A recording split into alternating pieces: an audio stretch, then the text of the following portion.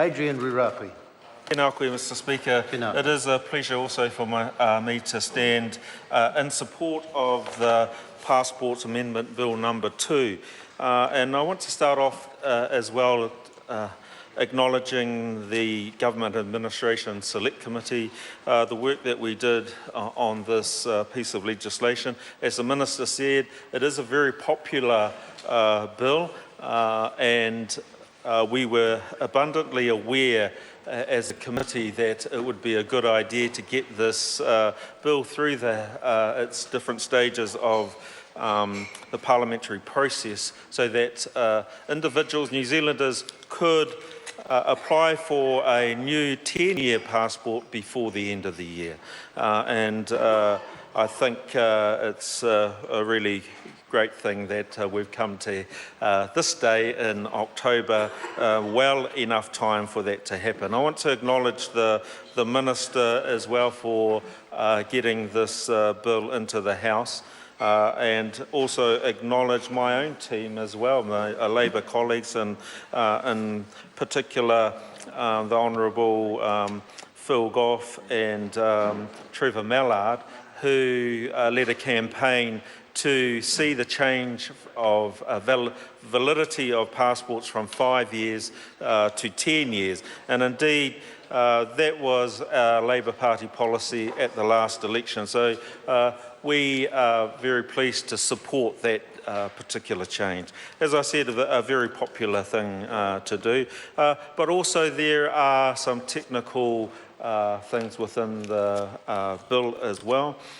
They were widely canvassed within the process through from first reading and in particular at the committee stage, and the Minister has already spoken about the reasons why. And I would summarise all of those changes under the heading of latest technology that allows that to happen. So the reason for changing the validity to 5 years, of course, was after 9/11. And the issues around security, and so it was deemed that it would be best to have a 5-year period, and now that's brought back up to 10. The technology changes, which I'm no IT expert, but I certainly understand how these provisions can now be given effect to. For example, the electronic cancellation of travel documents without having the actual documents. That is now able to be done under this legislation. Also, this bill authorises the Minister to be able to put on electronic record against those travel documents. That is now available to the Minister through this piece of legislation. The Minister talked about the cost of for applying for a new passport, and so the cost will be set, as I understand it, at $180, currently $135 for 5 years. That is a significantly different pricing regime over the 10-year period. I'm aware that the actual cost, though, of processing applications and issuing a new passport is actually $400.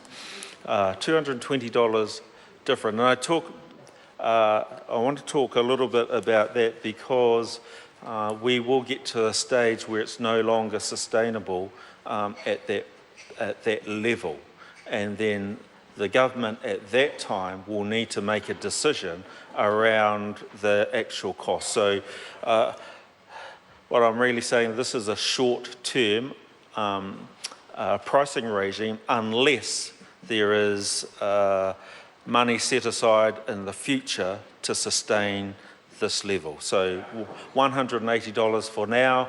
Of course, we won't know what the future price of that is going to be. I would advocate that this is having a passport is not only about travel, but it is also about appropriate identification.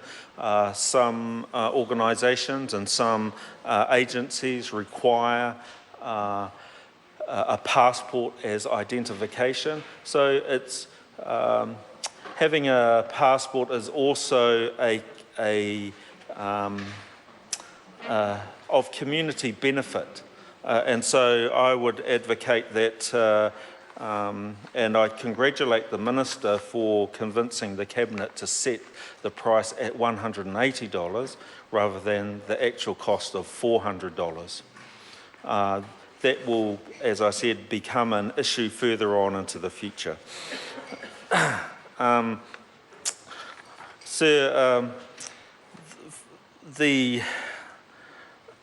As I said, the overall effect of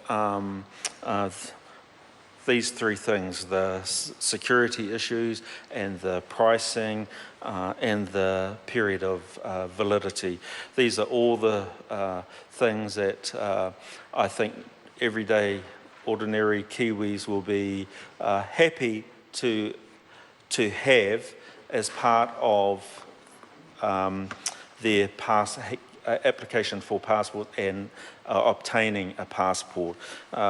Something that a lot of New Zealanders, indeed myself, consider is a real privilege to be carrying a New Zealand passport into other countries to identify oneself as being a New Zealander.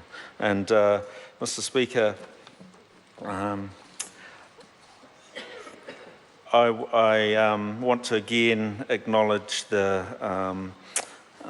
Minister for his work on this bill and commend this bill to the House. Thank you, Mr. Speaker.